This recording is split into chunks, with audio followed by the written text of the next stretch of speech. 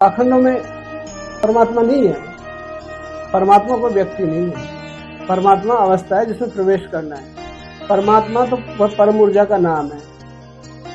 उस परम ऊर्जा से ये सारी सृष्टि चल रही है। परमात्मा क्या है? परमात्मा के नाम पर लोगों को छला जा रहा है, बड़ा धोखा दिया जा रहा है और परमात्मा के नाना रूप, नाना नामों की कल्पना कर करके पंथ बनाए जा रहे हैं। है क्या परमात्मा? परमात्मा का मतलब है परमात्मा। हम जब देह बुद्धि में रहते हैं तो हमारा जो स्थूल का आभास हमें ज्यादा होता है और सूक्ष्म का आभास हमको कम रहता है।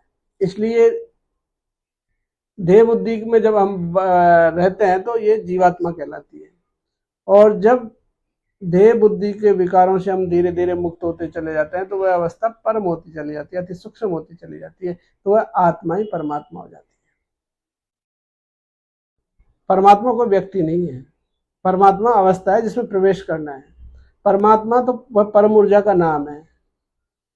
उस परम ऊर्जा से ये सारी सृष्टि चल रही है, जिसको विज्ञान में ऑक्सीजन कहा जाता है, अध्यात्म में उसको प्राण शक्ति कहा जाता है, उसी को ऋणानल कहा जाता है। उस परम ऊर्जा का नाम ही परमात्मा है। उस परम ऊर्जा में कैसे प्रवेश किया जाए, उसको कैसे जाना जाए, इसके लिए किसी तत्ववेता के साथ बैठ करके और उसकी साधना करनी चाहिए। ये पाखंडों में परमात्मा नहीं है।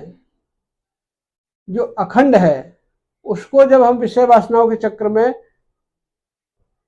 टुकड़े टुकड़े करते हैं, खंड खंड कर देते हैं, उसी का नाम पाखंड है।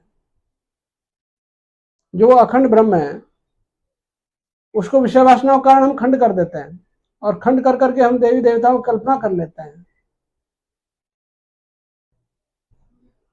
और जब हम परमार्थ की अवस्था में आगे बढ़ते हैं तो धीरे धीरे साधक देवी देवताओं की कल्पना से ऊपर उठ करके और उस परम में प्रवेश करता चला जाता है और वह परमात्मा की अवस्था में प्रवेश कर जाता है। तब उसको समझ में आ जाता है कि भगवान क्या है, प्रकृति क्या है, सृष्टि क्या है। ये सारे रहस्य उसको समझ में आने लग जाते हैं। भगवान कोई व्यक्ति नहीं है। भक्त का मतलब प्रकृति, भगवान जो प्रकृति को वश में कर लेता है। साधना के द्वारा जो उस परम ऊर्जा से जुड़ जाता है वो प्रकृति को वश में कर लेता है, तो वह भगवान कहलाता है। और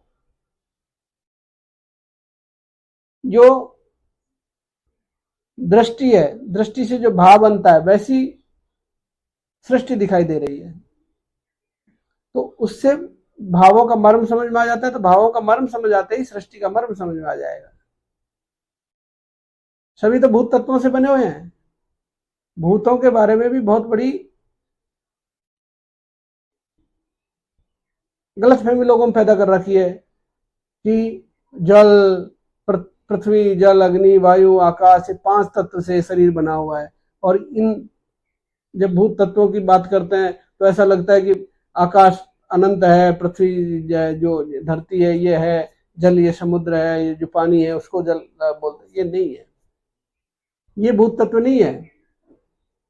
ये जो विटामिन है ABCD, ये 5 विटामिन ही भूत तत्व है।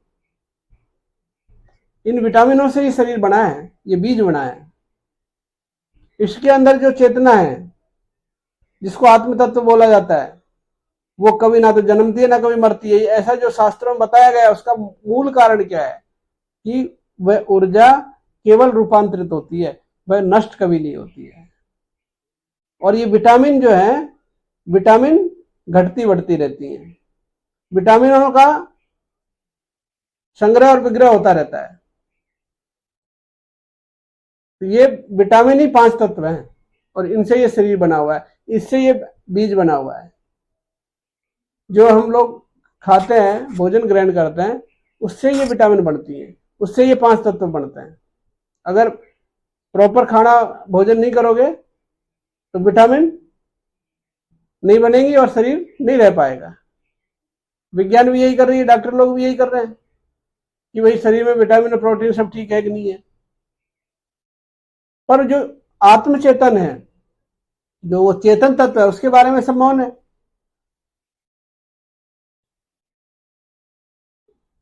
तो आत्मा ही परमात्मा है। इसको तत्ववेता के साथ रह करके और बड़े धैर्य के साथ इसको समझना चाहिए। जब ये चेतना परम हो जाएगी तब सब विषय विकार मिट जाएंगे और आनंद की अवस्था आ जाएगी। यही साधना का सार है।